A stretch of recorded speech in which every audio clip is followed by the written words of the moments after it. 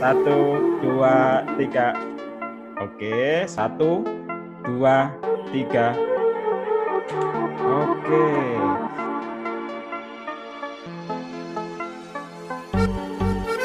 Mas Samsul, nanti saya cuma nonton aja ya Mas Samsul ya. Siap. Nonton apa menguji nih, Prof? Enggak, nonton.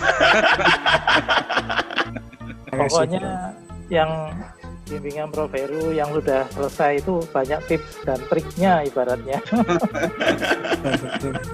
Bahkan dulu kita pernah menginap ya, bermalam ya Pak saya dulu ya. Iya, di Pak Samsul juga ada. Sama Mas Samsul panitianya waktu itu ya. Panitia. Jadi selalu diadakan acara tidak serius terus, tapi ada outdoor-nya. Tapi outdoor-nya itu sangat menginspirasi gitu loh. Karena kata Prof Heru kan, kalau orangnya nggak bahagia, bagaimana mungkin dia mau bisa berpikir dengan tenang?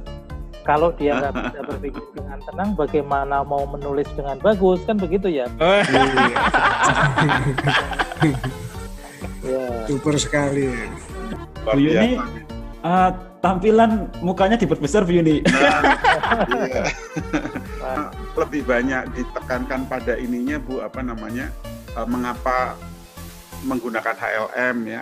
Jadi apa urgensinya menggunakan HLM sampai kemudian mungkin nggak harus sampai teknis sekali ya, tapi paling nggak kita jadi tahu menggunakannya dalam riset itu seperti apa HLM. Kalau nanti sampai teknis kan kita harus ke rumahnya Bu Yuni nanti.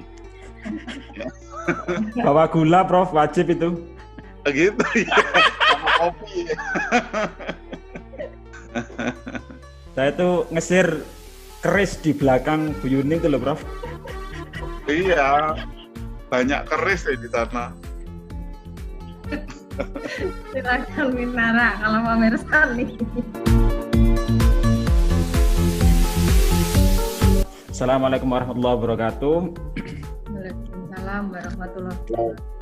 Selamat pagi Bapak Ibu, semoga hari ini sehat selalu dan berkah segala aktivitasnya. Sebelum kita mulai diskusi ini, marilah kita berdoa sesuai dengan kepercayaan masing-masing. Berdoa kita mulai. Saya bacakan profil singkat beliau. Kaget saya ketika melihat profilnya, luar biasa sekali. Beliau Dr. Kandidat Yuni Siswanti, SE MSI, Profesional Human Capital Management, dosen Universitas Pembangunan Nasional UPN, trainer Human Resource Management dan Motivation. Kemudian beliau seorang peneliti dan penulis buku.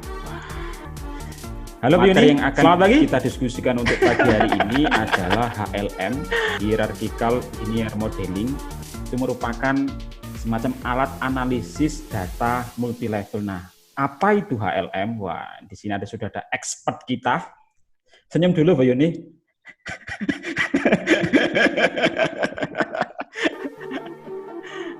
Ada expert kita yang luar biasa sekali, hadir di tengah-tengah. Di video Bapak Ibu itu pokoknya di belakang ada kerisnya lah, itulah Bu Yuni.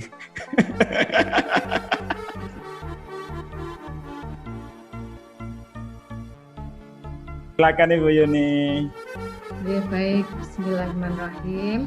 Assalamualaikum warahmatullahi wabarakatuh. Waalaikumsalam warahmatullahi wabarakatuh. Selamat pagi Bapak Ibu semuanya. Sebelum saya mulai bersamaan dengan Idul Fitri, maka saya sekalian menyampaikan selamat Hari Raya Idul Fitri dan mohon maaf lahir dan batin kepada Bapak dan Ibu semuanya yang ikut hadir di acara webinar pagi hari ini. Ya, selanjutnya mohon maaf sebelumnya, saya di sini bukan berarti sebagai yang ahli atau pakar di bidang HLM, tapi mungkin saya hanya sekedar sharing berkaitan dengan alat yang saya gunakan untuk penelitian disertasi saya. Dan kebetulan diminta oleh Prof Heru untuk memaparkan. Sehingga nanti mungkin masih banyak kekurangan dari saya mohon maaf sebelumnya.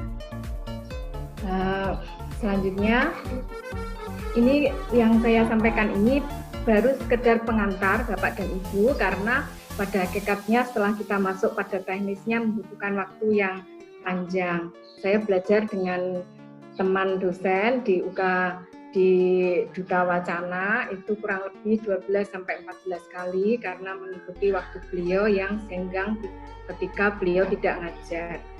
Sehingga saya mengikuti saja.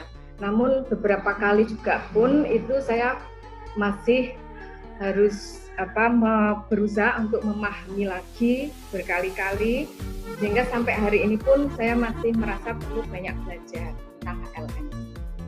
Untuk masuk ke alat ini sebenarnya ada beberapa hal yang perlu kita siapkan adalah level of analisisnya, apakah yang akan kita teliti ataukah kelompok ataukah organisasi. Nah, selama ini hampir sebagian besar penelitian di bidang human resource management atau keperilakuan itu lebih banyak pada penelitian yang individu ke individu atau kelompok dengan kelompok atau organisasi dengan organisasi. Nah, ini salah satu alasan mengapa saya mencoba untuk meneliti dengan mengambil level of analisnya adalah lintas level, yakni level yang berbeda dari yang unit atau kelompok ke individu. Karena ini menjadi tantangan bagi saya sebagai peneliti yang selama ini belum pernah melakukan penelitian sejenis ini. Okay. Next. Ya, alasan yang mendasari pentingnya menggunakan HLM atau hierarchical linear modeling adalah persepsi seseorang pada level individu atau pada level dirinya sendiri itu dipandang oleh sebagian besar orang tidak mampu menangkap konteks sosial yang membentuk persepsi kelompok atau organisasi. Artinya, ketika seseorang itu hidup dalam sebuah kelompok, kalau dia itu memiliki persepsi sendiri-sendiri, ya dia akan menilai sesuatu berdasarkan persepsinya masing-masing. Nah, sementara dalam kenyataannya banyak orang yang kemudian memiliki persepsi yang hampir sama atau mirip dengan anggota yang lain dalam kelompok atau lingkungan tersebut. Nah, sehingga ketika kita sebagai peneliti ingin meneliti apakah ada pengaruh ya dari sisi kelompok itu terhadap individu. Nah, ini kita menjadi kesulitan kalau kita hanya menggunakan alat yang biasa kita gunakan, yakni dari sisi individu ke individu. Sehingga atas dasar inilah alasan mengapa kita menggunakan alat ini, yakni pada level individu dipandang tidak mampu menangkap konteks sosial yang membentuk persepsi kelompok maupun persepsi organisasi.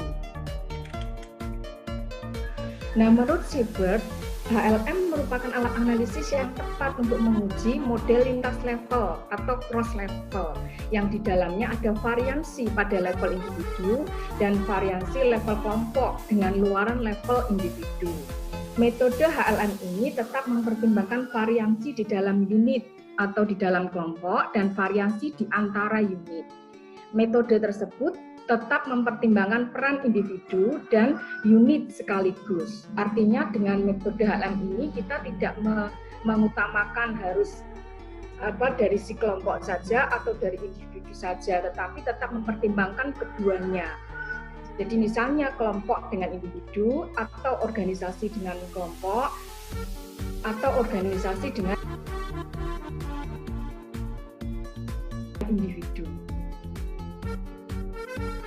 Persepsi individu mengenai kelompok ini selanjutnya dinaikkan levelnya menjadi level unit. Jadi misalnya dalam sebuah organisasi, kemudian ada beberapa kelompok. Dalam satu organisasi misalnya ada 30 kelompok, masing-masing kelompok ada rata-rata 5-10 orang. Nah, maka masing-masing kelompok itu dihitung masing-masing persepsinya secara individu, lalu diagregasi.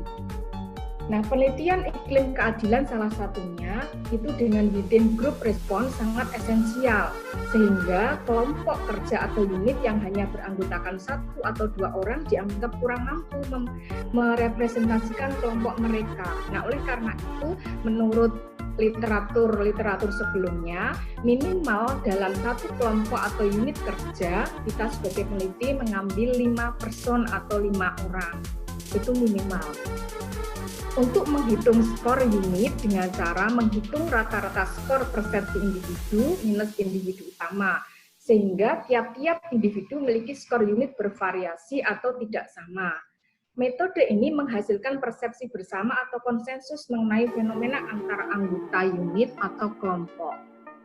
Nah, ini kita sudah masuk ke secara umum pengantar tentang HLM ya Bapak Ibu. Nah, menurut Hoffman, pemakaian HLM dipandang sesuai untuk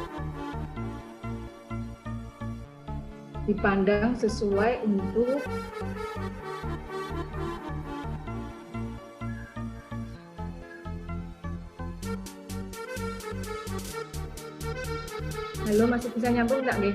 Halo? Masih. Oh, pikir nggak nyambung, Nggih. Untuk menguji, menurut Hoffman, pemakaian HLM dipandang sesuai untuk menguji hipotesis dengan tingkat analisis variabel yang berbeda, yakni level unit atau kelompok dan level individu.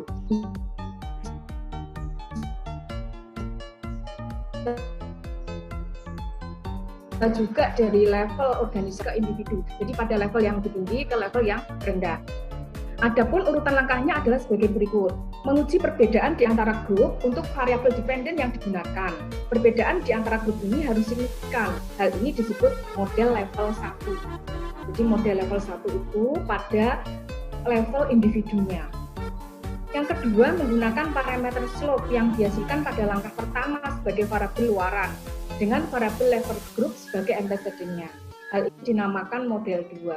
Jadi dari model 1 tadi, jadi misalnya yang saya teliti itu iklim keadilan, baik iklim keadilan prosedural, distributif, interpersonal, dan informasional, itu masing-masing saya bentuk ada 55 kelompok, saya memperoleh 55 kelompok. Lalu saya hitung rata-rata masing-masing kelompok itu, sehingga nanti akan ketemu langkah selanjutnya. Nah, masing-masing kelompok itu namanya model, masuk dalam model 2.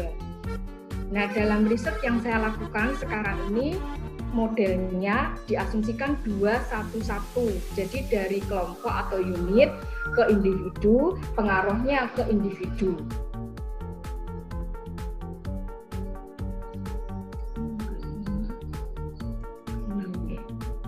Yang bawahnya lagi, Mas. Oh iya.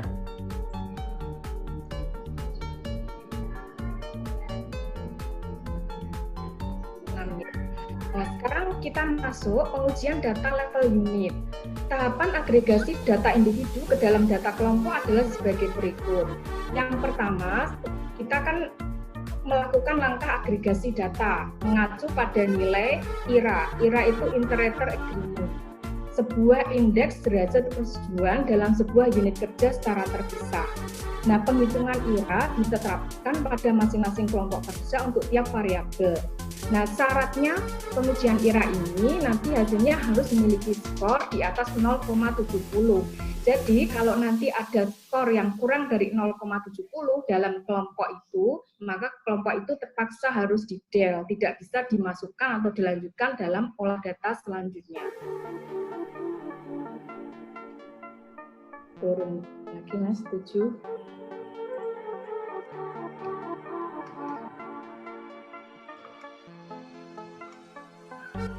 Ya. Yang kedua itu menghitung ICC. Ya, ICC. Jadi tadi dari IRA itu nanti akan ketemu rata-ratanya kan Bapak Ibu, kita sudah menghitung minimal 0,7. Tadi kalau memenuhi syarat, dia minimal 0,7 atau lebih, maka dilanjutkan ke langkah berikutnya. Langkah berikutnya yaitu menghitung ICC interclass correlation yang pertama. Skor yang dihasilkan pada pengujian ICC 1 harus sama atau lebih besar dari 0,05 atau lebih besar dari 5%. Artinya bahwa varian antar kelompok lebih besar dari varian yang ada dalam kelompok. Nilai ICC merepresentasikan bahwa ada kecukupan varian antar kelompok. Artinya kelompok satu dengan kelompok yang lain itu punya variansi. Unit kerja untuk mendukung agregasi pada data level yang lebih tinggi atau level kelompok. apabila skor ICC 1 tidak mencapai 0,05, maka kelompok kerja itu tidak dapat diikutsertakan dalam proses analisis selanjutnya. Jadi misalnya tadi di IRA kita sudah memenuhi syarat ada 55 kelompok, tapi setelah diuji tahap berikutnya ICC 1-nya itu ternyata skornya kurang dari 0,05, ada misalnya 3 kelompok atau 5 kelompok misalnya, maka 5 kelompok itu terpaksa harus di-del. Tidak boleh dilanjutkan di uji selanjutnya. Berikutnya Mas.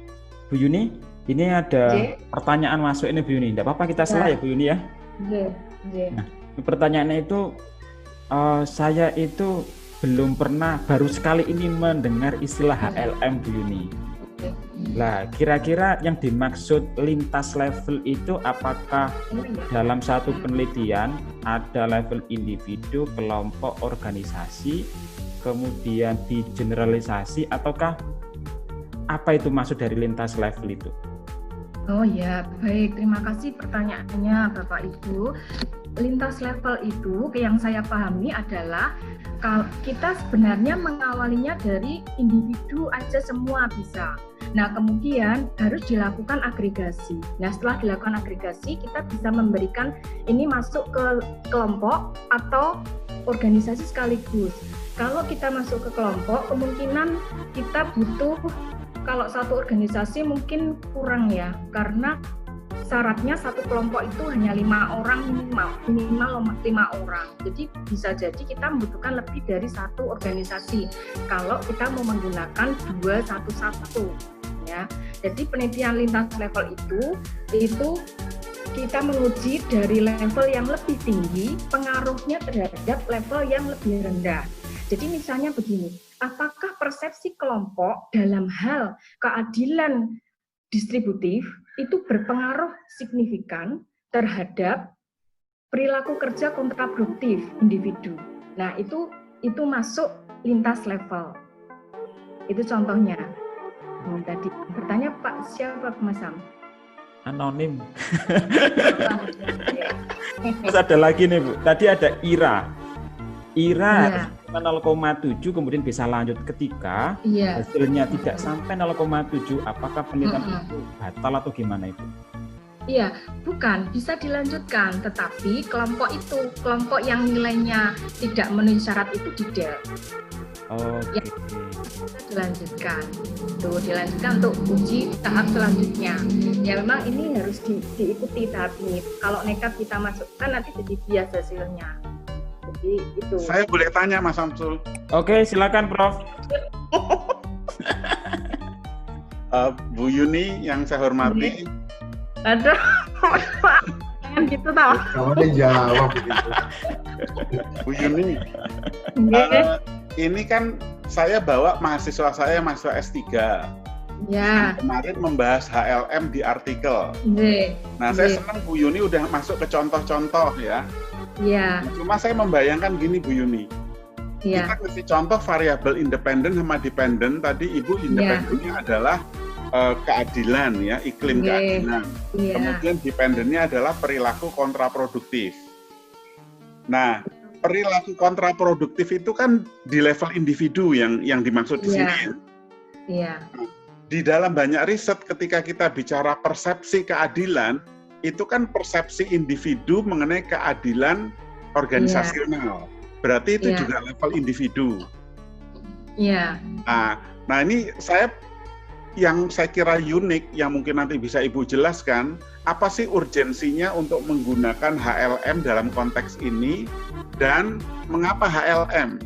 Kalau misalnya itu tadi di treatment dengan individu ke individu, bisa atau tidak, atau mungkin ada persoalan apa di situ? Ini bukan pertanyaan tertutup loh Bu. Ini sekaligus ujian loh Bu Yuni. Langsung di hadapan banyak teman-teman ya yang sudah profesional. Ya, baik Prof, terima kasih pertanyaannya yang susah ya. Enggak lah. Ya, kalau dari dikaitkan dengan konteksnya Pak Heru, kita bisa meneliti keadilan itu dari sisi persepsi individu. Tetapi kalau dilihat dari fenomena yang saya teliti di objek atau di konteks yang saya teliti di objek saya itu bahwa keadilan yang terbentuk dari individu-individu itu ternyata kemudian bisa membentuk hal yang sama mengenai konsep keadilan. Sehingga kemudian dalam perkembangannya di objek yang saya teliti itu ketika beberapa orang itu memiliki persepsi yang hampir mirip atau sama terkait dengan persepsi keadilan yang mereka terima, maka ini dari teori yang saya baca itu bisa masuk dalam kategori iklim keadilan. Nah, tetapi tentunya kan harus dengan satu alat itu. Nah, salah satu yang bisa digunakan itu menurut Chang, menurut Siebert itu dengan HLM ini. Oke. Jadi iklim di sini itu levelnya memang bukan individu ya, Bu ya? Bukan, jelas bukan. Jadi dari masing-masing individu lalu terbentuk iklim pada level grup atau organisasi ya. Ya. Nah, ini yang saya kira perlu dijelaskan kepada teman-teman mahasiswa S3 yang baru nih, itu apa urgensinya gitu loh menggunakan HLM grup atau organisasi. Jadi urgensinya adalah ini saya ikut nyampaikan ke teman-teman, sebetulnya persepsi keadilan itu bisa dilihat, fenomena itu bisa dilihat dari level individu. Iya. Cuma dalam studi Ibu Yuni, ini Ibu Yuni memang fenomena yang terjadi di institusi yang diteliti itu terjadi persepsi yang sifatnya berada pada level grup. Mengelompok ya, grup. Mengelompok, jadi persepsinya mengelompok. Sehingga 1, 2, 3 orang di situ punya persepsi yang sama. Iya. Begitu ya, jadi persepsinya kira-kira kalau terkait dengan keadilan sama. Nah, sehingga ini bukan lagi dilihat pada level individu, tapi dilihat pada level grup atau organisasi, Bu. Iya, betul. Sehingga untuk mengujinya itu kita tidak kemudian hanya sampai pada membagi kuesioner, kemudian kita masukkan Excel, lalu kita olah, tidak berhenti di situ. Tapi kita perlu melakukan agregasi tadi yang saya sampaikan di awal.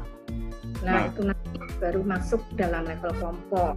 Karena ternyata dari level kelompok itu punya kekuatan suara ketika mereka melakukan apa gitu, bentuk apapun ya, Mbak Heru ya. Nah, lebih kuat suara mereka dalam kelompok atau unit. Oke.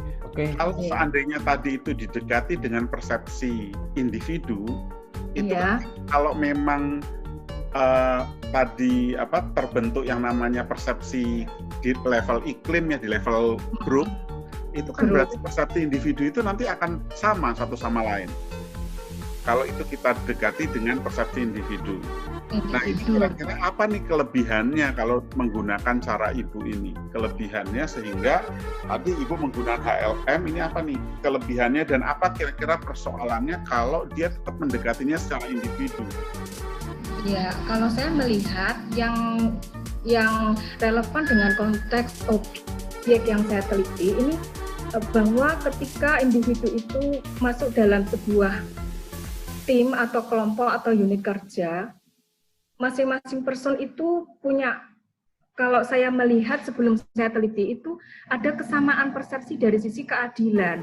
Nah, masing-masing orang itu kemudian membentuk persepsi tentang keadilan itu yang hampir sama. Nah, kesamaan itulah yang kemudian kalau saya melihat sampai pada ranah bagaimana mereka punya kekuatan untuk memperjuangkan adanya ketidakadilan yang dirasakan. Tetapi ketika saya hanya meneliti dari sisi individu, kalau sisi individu dari persepsi mereka masing-masing, saya melihat tidak ada ruang yang lebih luas, tidak ada kekuatan pada masing-masing individu itu untuk memperjuangkan aspirasi mereka. Tidak. Itu kan posisinya sampai saat ini yang dirasakan. Nah, itu yang alasan saya, kelebihan dari penelitian saya ini, mengapa saya lebih menggunakan kemudian mengambil keputusan untuk melakukan uji analisis hipotesis saya dengan HLM ini. dikaitkan dengan konteks objek yang saya teliti, Bapak Heru. Oke. Boleh nanya, Bu Yuni? Saya cukup aja, saya sudah. Cuma saya terakhir aja membuat satu hal yang mungkin perlu kita renungkan. Apakah kalau misalnya peneliti nih seperti menghadapi situasi kayak Ibu tetap menggunakan persepsi individu, maka akan terjadi kesalahan konseptual. Apakah betul akan terjadi kesalahan konseptual? Karena mendekatinya mungkin dengan cara yang tadi levelnya kan harusnya grup. Yang kedua, apakah terjadi kesalahan metodologis dalam terkait dengan itu? Itu nanti untuk nanti aja, Bu. Kalau itu cuma kira-kira ada nggak? Sehingga maksud saya, ketika Ibu menggunakan HLM, ini sesuatu yang unik sekali. Yang kalau tidak dengan ini ya tadi ada konsekuensi pada kesalahan konseptual ataupun metodologi mungkin. Saya kira itu aja, Bu. Matur nuwun ya Bu Yuni ya. Sami-sami, Prof. Heru. Bu Yuni boleh nanya, Bu? Ya, silakan. Bu Yuni, kalau cross level itu kan pertama Ibu melihat level individu. Halo? Kan pertama dilihat level individu, nggih. Halo? Halo, ya. Sudah jelas. Kalau sudah jadi ke level berikutnya, ke level kelompok, apakah itu menjadi sifat kelompok, Bu? Jadi orang yang dulu punya persepsi nggak adil, kalau sudah masuk kelompok itu jadi ikut adil berpikirnya. Nah, nanti kalau ke level berikutnya, umpamanya level perusahaan, mungkin di grup unit kerja di sini karena memang pekerjaan seperti itu bisa paham tentang keadilan, tapi ternyata di perusahaan enggak, atau nanti di perusahaan juga bisa. Nah, nanti ke level lebih besar di perusahaan pokoknya di Jawa Timur, apakah bisa sampai ke level itu? Oh, ternyata seluruh perusahaan di Jawa Timur punya karakteristik yang sama juga, padahal menelitinya di level individu. Baik, terima kasih Pak pertanyaannya. Kita bisa sekalian sharing di sini. Kalau menurut saya tidak bisa disamaratakan seperti itu. Karena kita melihat lagi fenomena yang terjadi di masing-masing objek kita. Jadi ini tidak bisa disamakan. Misalnya tadi Bapak menyampaikan kalau secara kelompok ini di organisasi ini dari yang merasa tidak adil karena bentuk kelompok jadi merasa adil. Terus sampai ke organisasi lagi yang lebih luas. Ini kalau menurut saya, pemahaman saya tidak bisa dipaksakan seperti itu. Karena kembali pada konteks yang berbeda, fenomena yang berbeda dari satu objek ke objek yang lain. Nah, ini yang menjadi unik. Mengapa kita perlu pentingnya kita menggunakan alat ini hingga kita tahu pada level kelompok di objek yang kita teliti sekarang itu bisa jadi kalau kita meneliti lagi di kelompok yang berbeda lagi kemungkinan ya hasilnya bisa berbeda, Pak. Jadi kembali pada objek masing-masing karena dengan fenomena masing-masing yang dirasakan oleh kelompok itu. Demikian, Pak.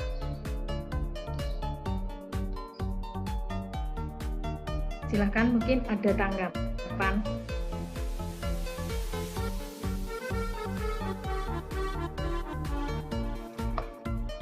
Nah, yang perlu saya tambahkan lagi ini penjelasan ini ya yang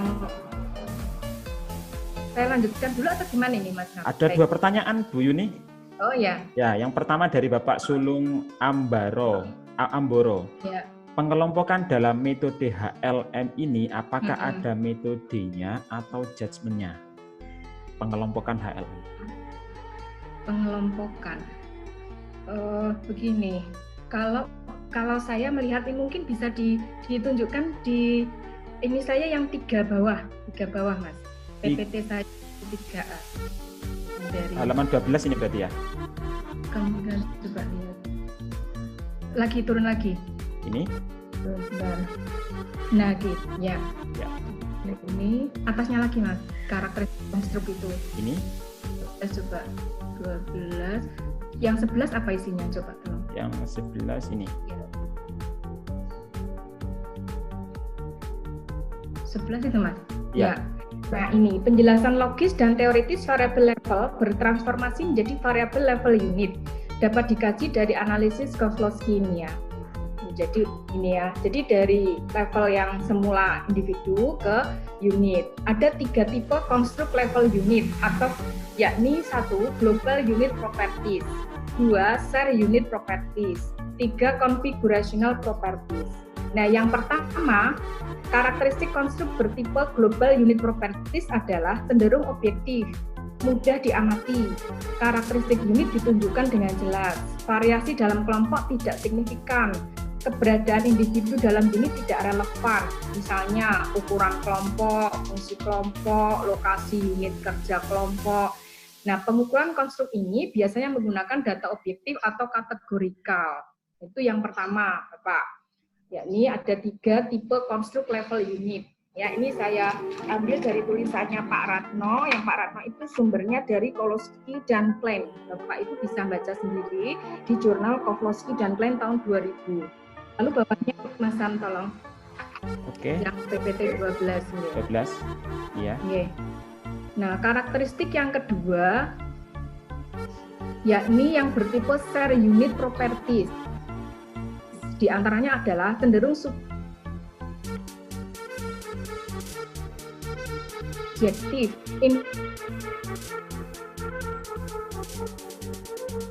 informasinya bersumber dari individu atau serta variasi di antara kelompok kan pada individu yang ada dalam unit yang memiliki persepsi, kognisi, sikap, minat, dan perilaku yang relatif mirip. Nah, yang saya teliti sekarang ini, konsep dari iklim keadilan organisasional itu masuk karakteristik konstruk yang bertipe share unit properties. Mengapa? Karena persepsi masing-masing individu kan berasal dari individu itu cenderung subjektif. Informasinya juga dari individu atau personal itu sendiri. Variasi dalam kelompok juga rendah, tapi variasi di antara kelompok ada. Nah, itu contohnya. Lalu yang ketiga, Mas Sam, bawahnya. Ya. Oke, ini. Oke. Karakteristik yang ketiga, konstruk yang bertipe configurational unit properties, berupa adanya susunan, pola, komposisi, sebaran, atau variabilitas dalam kelompok. Untuk mengukur konstruk ini dapat bersumber dari individu, misalnya demografis, kepribadian, perilaku. Dalam konstruk ini tidak ada asumsi konvergensi. Masing-masing individu mempunyai kontribusi tidak sama terhadap keragaman unit atau kelompok. Contohnya keragaman kelompok dan kombinasi kemampuan kelompok. Nah, ini penjelasan di jurnal Kowalski dan Klein. Dan di jurnal itu juga disebutkan salah satu dari apa ya, contohnya dia langsung mengutarakan tentang iklim keadilan. Di iklim keadilan organisasional itu masuk karakteristik konstruk yang bertipe 2 tadi. Yang bertipe 2. Oke, cukup Bu Yuni? Ya. Oke, ada pertanyaan lagi nih dari Pak Dr. Asyeri. Mohon pencerahannya. Maklum saya kan kualitatif. Nah, beliau karena penelitian di kualitatif, tapi mulai tertarik dengan kuantitatif. Nah, begitu juga saya, Bu Yuni. Tertarik nih. Mengapa memilih menggunakan HLM bukan dengan linear programming yang lain? Baik, terima kasih Pak Dr. Syekh. Nah, saya sebenarnya juga mau bertanya Pak Dr. Syekh, kenapa Bapak menggunakan kualitatif, bukan kuantitatif, gitu kan? Jadi alasan saya tadi seperti yang saya sampaikan di awal, mengapa saya menggunakan HLM dengan alat ini tidak menggunakan SEM. Dengan saya terus terang pada waktu saya ujian seminar proposal pun dianjurkan oleh penguji saya, ketiganya itu meminta saya mengganti pakai SEM aja gitu ya, karena lebih mudah dan sebagainya. Tapi alhamdulillah ketika pembimbing saya itu kemudian memperkuat argumentasi saya sehingga saya tetap bisa melanjutkan menggunakan HLM dengan alasan bahwa untuk keadilan organisasional itu saya nanti mengujinya tidak level individu tetapi masuk dalam level kelompok.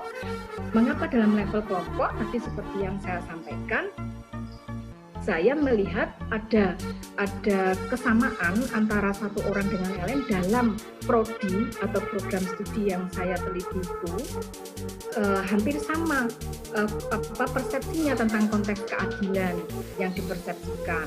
Nah, tetapi berbeda dengan kelompok yang lain atau program studi yang lain. Nah, sehingga kemudian saya memilih menggunakan ini. Menurut saya ini lebih tepat saya gunakan dengan alat HLM, karena HLM itu menurut Seibert yang tadi saya sampaikan di awal itu lebih tepat untuk menguji pengaruh dari tingkat level yang lebih tinggi ke level yang rendah. Misalnya dari organisasi ke kelompok, dari kelompok ke individu, atau dari organisasi ke individu. Nah, demikian Pak saya penjelasan saya. Luar biasa. Ini ada lagi nih Bu Yuni dari Ibu Sofia Silvianita. Mohon pencerahannya Bunda, apakah IRA tadi apakah mengukur kedekatan respon individu dalam kelompok atau organisasi? Jika tidak terpenuhi atau lebih dari 0,7, artinya bagaimana fenomena di kelompok tersebut? Iya, jadi dengan kita mengujikan masing-masing itu diuji per individunya dulu kan, kemudian diagregasi dalam bentuk kelompok. Nanti dengan IRA itu kita mau melihat apakah ada kemiripan dalam satu kelompok itu. Nah, kalau ternyata tidak memenuhi syarat angkanya atau koefisiennya itu kurang dari 0,07, nah ini karena kan saya mengikuti aturan dari jurnal acuan dari HLM ini, sehingga acuannya adalah 0,07. Kalau tidak memenuhi syarat atau kelompok itu setelah saya uji dari 55 kelompok yang saya uji itu, misalnya ada 5 kelompok yang kurang dari 0,07, maka itu terpaksa harus saya buang kelompok itu. Tidak boleh saya lanjutkan. Nah, itu artinya berarti ada perbedaan yang mencolok persepsi antara satu orang dengan orang lain dalam satu kelompok itu, maka tidak bisa saya lanjutkan khusus untuk kelompok itu yang tidak memenuhi syarat. Demikian Ibu. Oke, terima kasih Bu Yuni. Silakan dilanjut Bu Yuni. Bapak Ibu jika mau bertanya bisa ngetik di chat ya. Ya. Oke, slide berapa Ibu Yuni? 6 apa 7 ya tadi? Jadi ini kan kita turun dulu untuk menjelaskan pertanyaannya Pak. Siapa tadi ya? Oke, siap. Tadi masuk ke IRA tadi ya, setelah IRA Mas? Dari 5 IRA ke 6 Pak ya? Ini masih awal tadi. Oke. Mungkin nanti agak dipercepat Bu Yuni, sudah pukul 10. Ini ya, isi ini ya. Ya, baik. Nah, tadi kan sudah kita sampai pada ICC. Nah, ICC 1 itu harus sama, minimal harus sama dengan atau lebih dari 0,05. Jadi ada varian antar kelompok. Harus ada varian antar kelompok lebih besar dari varian yang ada dalam kelompok. Kalau dia memenuhi syarat, artinya nilai ICC 1 itu mencapai minim 0,05 atau lebih, maka pengujian selanjutnya untuk kelompok itu bisa dilanjutkan lagi. Nah, lanjutnya Mas. Oke. Kalau tidak ya berarti didel kelompok itu. Nah, lalu hasil uji ICC tersebut harus melebihi batas minimum ketentuan median ACC yaitu 0,12. Jadi nanti dilihat mediannya juga. Mediannya menurut James 0,12 dan batas minimum ICC 2. Jadi tahap berikutnya dilakukan lagi ICC 2 itu ada syaratnya 0,6. Menunjukkan adanya variansi baik di ICC 1 dan uji ICC 2 itu menunjukkan adanya variansi dalam unit kerja dan variansi antar unit kerja. Ya, selanjutnya Mas. Lalu pengujiannya, ya. Pengujian between varian variable dependent. Nah, ini variable dependent saya kan levelnya individu, maka saya melakukan menguji unconstrained atau null model dulu variable dependent. Pengujian ini untuk mengetahui adanya variansi variable dependent di antara prodi, karena saya mengambil kelompok itu dalam bentuk prodi. Between group variance sebagai syarat yang harus dipenuhi sebelum pengujian lintas level. Jadi langkah ini harus saya lakukan. Hasil unconstrained model harus menunjukkan chi-square dan ICC yang signifikan, yakni terdapat perbedaan variansi di antara unit kerja pada tiap variabel dependent. ya. Jadi pada tiap variable dependent, misalnya variable dependent kita itu ada 2. Tadi misalnya yang independen kita itu iklim keadilan organisasional ada 4. Lalu misalnya dependennya ada 2, yang tengah misalnya kepuasan kerja, yang kanan paling akhir misalnya komitmen organisasional. Nah, yang kepuasan kerja dan komitmen organisasional itu harus saya hitung dulu unconstrained modelnya. Lanjutnya, Mas. Oke.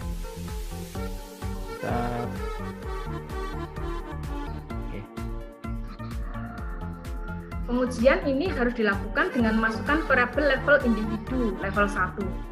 Kalau tadi yang iklim keadilan organisasional itu masuk level 2 ya Bapak Ibu, sebagai variabel luaran tanpa adanya variabel prediktor, baik prediktor level individu maupun prediktor level 2. Ujian konsep model merupakan uji beda dengan pendekatan satu ANOVA satu arah yang digunakan untuk menilai perbedaan antar kelompok. Nah, ini tadi sebenarnya sudah saya jelaskan di awal. Silakan terus Mas. Oke. Ya. Ini untuk perbedaannya. Nah, ini tadi penjelasan saya yang tadi ada 3 konstruk level itu ya. Yang penjelasan logis dan teoritis, variabel level bertransformasi menjadi variabel level unit. Jadi variabel level individu bertransformasi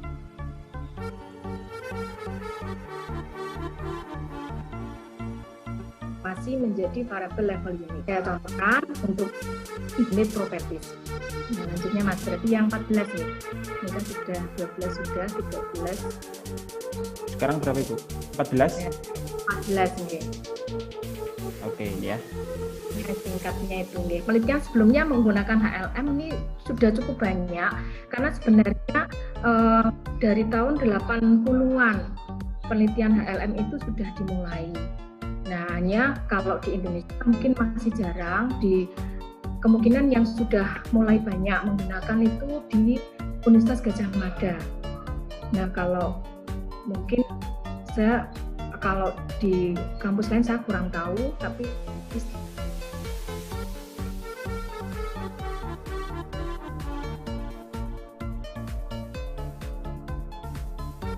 tahu saya di UGM kita udah menggunakan. Jadi kalau di luar negeri Zhang, Naumann dan Bennett itu yang sudah mengawali saat itu. Jadi itu garis besarnya. Mungkin penjelasan saya masih banyak kekurangan. Barangkali ada yang mau di-share untuk kita diskusikan. Kalau masih ada waktu, silakan Mas Sam. Oke, silakan Bapak Ibu. Wah, terima kasih Bu Yuni. Silakan ada yang bertanya. Kalau nggak ada yang bertanya, saya yang bertanya. Boleh. Oke, silakan Bu Sundari nih. Bu Sundari. Nah, Bu Sundari. Mau bertanya? Halo, assalamualaikum Bu Yuni. Beneran kan? Mau bertanya kan? Tadi pertanyaan saya sudah saya tulis Mas Samsul. Oh, ditanyakan lagi aja. Oh gitu. Ende. Baik, ende. Sukses untuk Bu Yuni. Ini Bu. Terima kasih Bu. Saya mau tanya, ini dalam analisis HLM ini, apakah juga ada pengujian goodness of fit-nya ya Bu? Seperti halnya dalam uji analisis regresi satu level ataupun dalam SEM gitu. Kalau ada pengujian apa yang dipakai untuk pengujian itu Terima kasih Bu Yuni. Baik Bu, ini setahu saya itu kalau urutannya itu tidak ada yang namanya goodness of fit itu.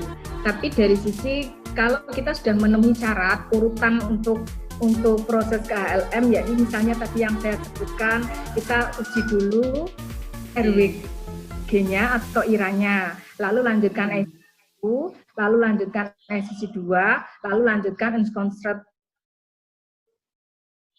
Oh gitu.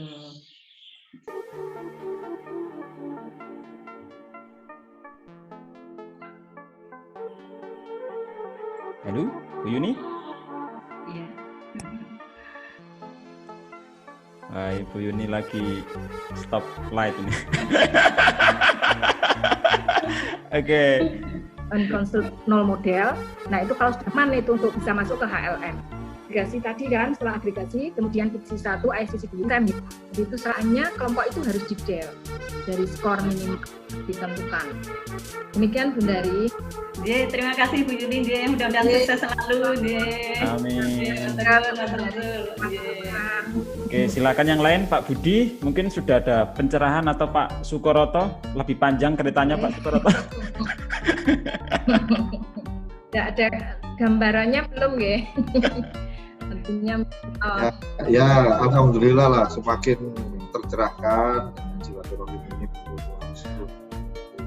Jadi kalau saya ditanyai, kalau saya itu gimana ketemu masalahnya, wong ininya aja belum paham. Bapak takut kepada syukur saya bisa jawab. Iya Pak, matur suwun. Oke, terima kasih Bapak Ibu semuanya. Materinya sudah selesai Ibu Yuni? Sudah. Oke, alhamdulillah. Jadi kita sudah selesai berdiskusi tentang HLM. Ya mudah-mudahan pertemuan singkat ini bisa memberikan pencerahan bagi kita semua. Kemudian nanti Bapak Ibu yang ingin bertanya langsung ke Ibu Yuni cara ngelola HLM seperti apa lebih detail, bisa Bu Yuni kami share nomor WhatsApp Bu Yuni? Boleh, silakan nanti bisa share. Terus mungkin ada waktu-waktu yang tidak boleh di WA Bu Yuni?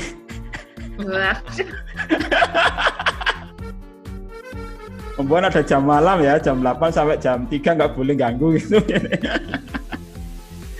Oke, saya share ya nomornya Bu Yuni, Bapak Ibu bisa nomor Bu Yuni sebentar, bisa dicatat ya Bapak Ibu jika menginginkan lebih detail.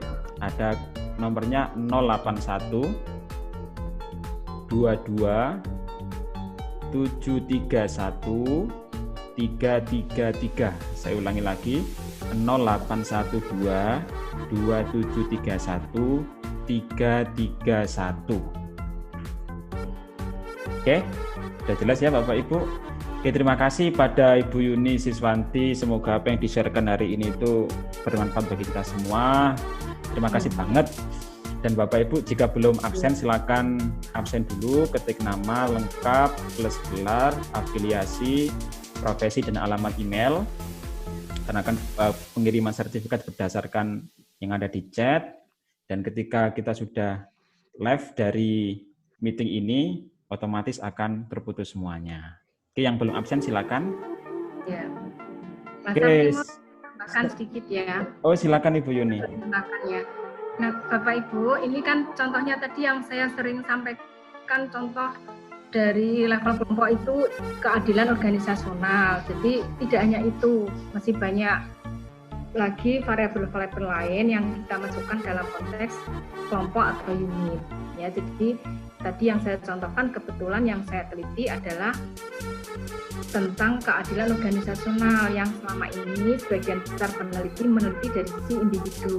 Saya kemudian mencoba meneliti dari sisi kelompok. Nah, barangkali Bapak dan Ibu akan mengembangkan lagi untuk variabel yang berbeda atau variabel yang sama tapi dari sisi misalnya organisasi ke kelompok. Nah, ini lebih agak rumit lagi ya.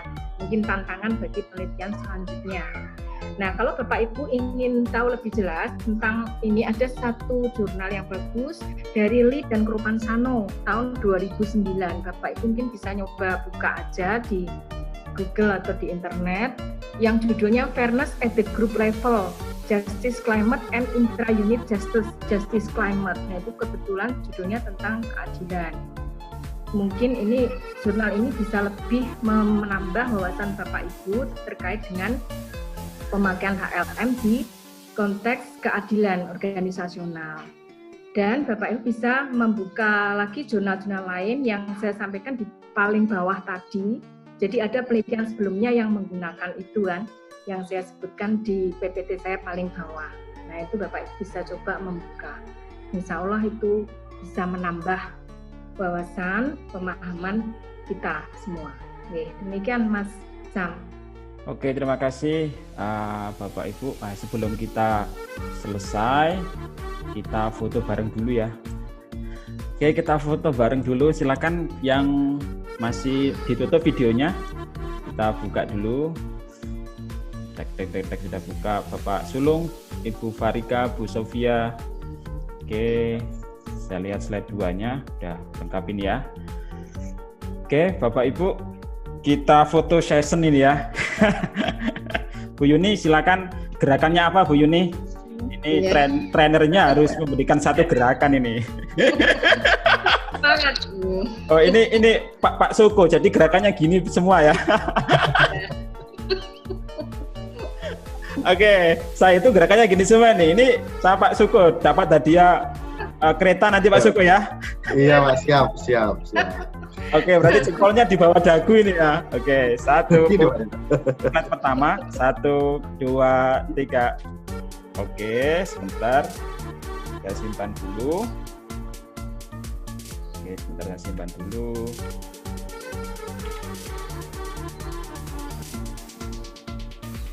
Oke, yang slide kedua, dari posisi tetap sama. 1, 2, 3. Oke. Terima kasih, saya simpan dulu. Oke, sebentar. Oke, sekali lagi ya. Posenya berbeda nih. Posenya jempolnya gini di depan layar biar kelihatan bagus ya. Oke, 1, 2, 3.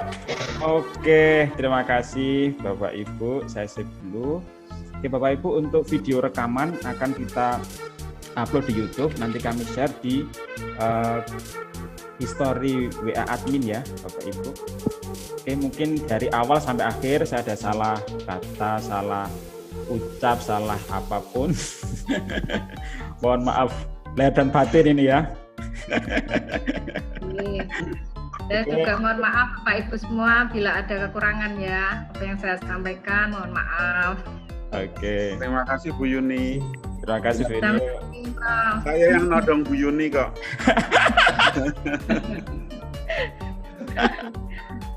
Oke, siap. Oke, terima kasih semuanya. Kita tutup kegiatan ini dengan berdoa. Semoga apa yang kita dapat hari ini bermanfaat bagi kita semua, dan silakan di-share apa yang sudah didapat ini ke kolega kita, ke anak-anak kita, ke semua yang ada di sekitar kita. Kita berdoa. Silakan.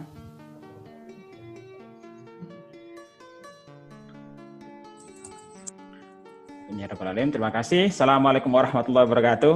Waalaikumsalam warahmatullahi wabarakatuh. Terima kasih Mas Sam. Terima kasih semua.